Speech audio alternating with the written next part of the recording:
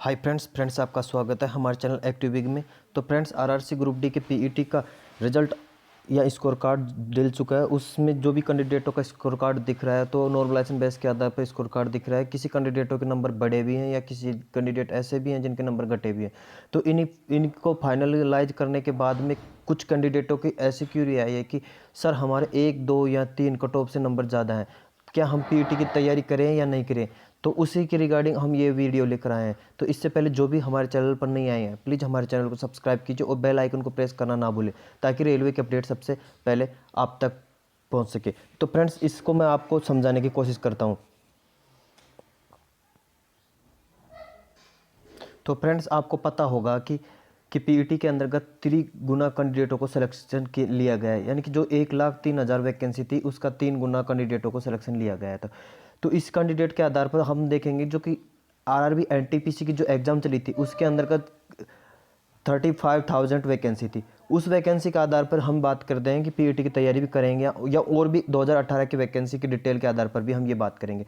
तो friends 35,000 vacancy के candidate तो आपको पता है कि पीईटी के अंतर्गत या आप ग्रुप डी की वैकेंसी के अंतर्गत तो नहीं जाने वाले, इतना तो कंफर्म पता होगा कि आपको, क्योंकि ये ऐसे कैंडिडेट हैं जो कि पीईटी तो या तो देंगे नहीं या देंगे तो पीईटी के शेड्यूल आने के बाद के अंतर्गत तब तक इनका जो डीवी हो जाएगा जो कि लेवल 5, 6, 2 और 3 इनका लेवल भी कंप्लीट हो जाएगा। और इनको कंप्लीट पता है कि जिनका 70 से अबाव नंबर है या 80 से अबाव उबर है, 90 भी हैं किस कैंडिडेटों के जो कि एनटीपीसी के अंतर्गत, तो वो इनसे ये पता चल जाता है कि वो ग्रुप डी की वैकेंसी के अंतर्गत तो नहीं जाएंगे। तो इससे साफ जाहिर हो जाता है कि 35,000 वैकेंसी तो ग्रुप डी के अंतर्गत आप काउंट ही नहीं कर सकते हैं, क्योंकि ये कैंडिडेट तो ग्रुप डी के अंतर्गत नहीं आने वाले। तो इससे ये फायदा होता है कि आपका पीईटी की तैयारी करनी चाहिए। तो पहली कंडीशन तो ये होगी। और दूसरी कंडीशन ये हो जाती है फ्रेंड्स, जो कि आपको मैं दिखा देता हूँ।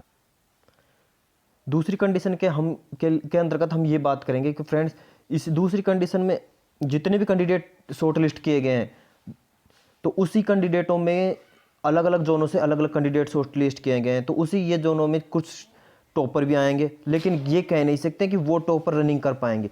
हम कहने से किसी का कैंडिडेट का वेट भी काफ़ी भारी होगा। तो आपको 2018 का मैंने डिटेल दिखा रखा है जो कि पीईटी के अंतर्गत कितने कैंडिडेट फेल हुए थे, जो कि इलाहाबाद जोन से मैंने एक पीडीएफ डाउनलोड करके मैंने आपको दिखाया था कि जो आरआरसी इलाहाबाद में पीईटी कंडक्ट कराया था उसमें 45 कैंडिडेटों में से 41 कैंडिडेट ही ओनली पीईटी के अंतर्गत रनिंग में पास हुए थे। तो वो उसका लिंक मैं पिन करा दूंगा नीचे, वहाँ से आप देख सकते हैं कि वो वीडियो भी, ताकि उससे भी आपको ये पता चल जाए कि पीईटी के अंतर्गत बहुत से कैंडिडेट फेल भी होते हैं। तो इसी आधार पर मैं बोल रहा हूँ कि पीईटी के रिगार्डिंग जो कट ऑफ आगे जाएगी वो कुछ भी नहीं जाने वाले। 1 नंबर, 2 नंबर या 3 नंबर वाले कैंडिडेट भी इसकी तैयारी जरूर करना, क्योंकि ये आपको बड़ा बेनिफिट देगा फ्रेंड्स। ये अपॉर्चुनिटी आपको दोबारा नहीं आने वाली। तो इसीलिए मैं कह रहा हूँ कि आप रनिंग करना शुरू कर दो, क्योंकि अब टाइम भी नहीं बचा।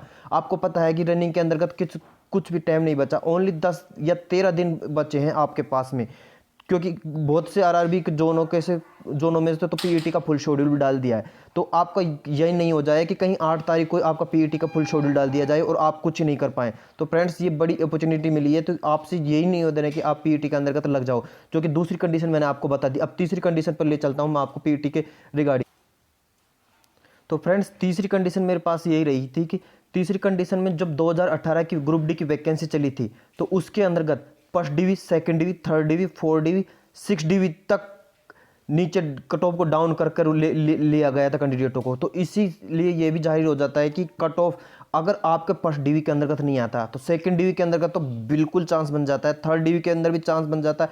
इसी कारण जो भी कैंडिडेट इस पीईटी के बिल्कुल एक्सपीरियंस है या पीईटी या ग्रुप डी के अंतर्गत और एज भी होने वाले हैं, तो सब कैंडिडेटों को बड़ा ध्यान से सुनना होगा इस वीडियो को कि आप जरूर से जरूर पीईटी की तो तैयारी करिए, क्योंकि जैसे मेरिट डाउन होगी तो आपकी कट ऑफ भी डाउन हो जाती है। जैसे कट ऑफ डाउन होते ही आपका सिलेक्शन बिल्कुल श्योरिटी के साथ हो जाएगा, क्योंकि आप बहुत लकी हो कि 3 गुना कैंडिडेटों के अंतर्गत आपका सिलेक्शन हो चुका है। जी फ्रेंड, जितने भी 3 गुना कैंडिडेटों का इसके अंतर्गत सिलेक्शन हुआ है वो सभी कैंडिडेटों का पीईटी के अंतर्गत अगर शॉर्टलिस्ट किए गए हैं तो उस सभी को जॉब मिल जाएगी फ्रेंड्स। तो इसी के अंतर्गत मैं बोल रहा हूँ कि आप पीईटी की जरूर तैयारी कीजिए। और फोर्थ कंडीशन ये रहेगी हमारी,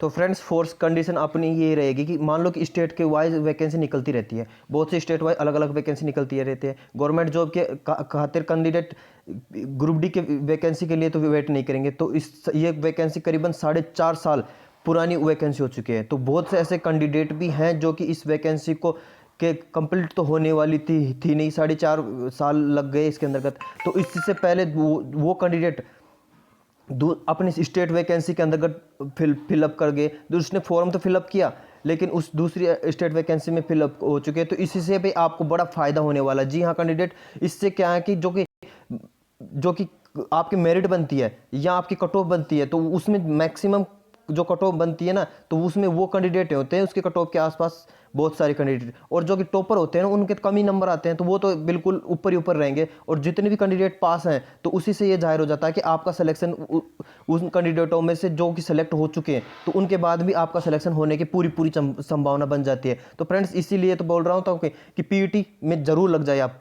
जी जान लगा दो अब पीईटी के अंतर्गत, क्योंकि अब टाइम नहीं बचा, ओनली 15 दिन तो मान कर चलो आप, 10 या 15 दिन, ताकि अगर आप पीईटी के अंतर्गत सेलेक्ट हो गए ना तो आपकी जॉब तो बिल्कुल सिक्योर हो जाएगी फ्रेंड्स। इसलिए मैंने ये वीडियो को लेकर आया हूँ कि बहुत से फ्रेंड्स की ये क्यूरी आ रही थी कि फ्रेंड्स हमारी 1 नंबर 2 नंबर ज़्यादा है, तो क्या हम पीईटी की तैयारी करें या नहीं करें। तो फ्रेंड्स आपको बिल्कुल पीईटी की तैयारी करना चाहिए।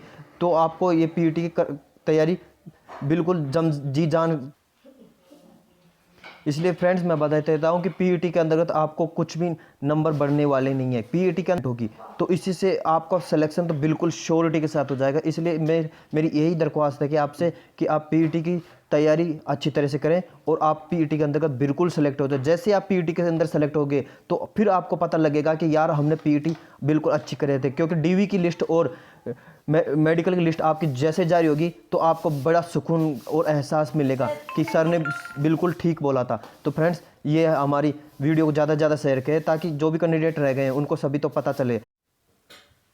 तो फ्रेंड्स जितने भी आपकी क्यूरी हो तो हमारे कमेंट सेक्शन में ज़रूर बताना, क्योंकि हम आपके क्यूरी का जवाब ज़रूर देते हैं। आपको भी पता होगा कि इससे ये जाहिर हो जाता है कि जितने भी कमेंट आते हैं हमारे, तो हमको ये हौसला बढ़ जाता है कि हमारा वीडियो आपके लिए बेनिफिट दे रहा है। तो फ्रेंड्स हमारे चैनल को सब्सक्राइब नहीं किया है तो प्लीज़ चैनल को सब्सक्राइब जरूर कर लेना। थैंक यू, धन्यवाद।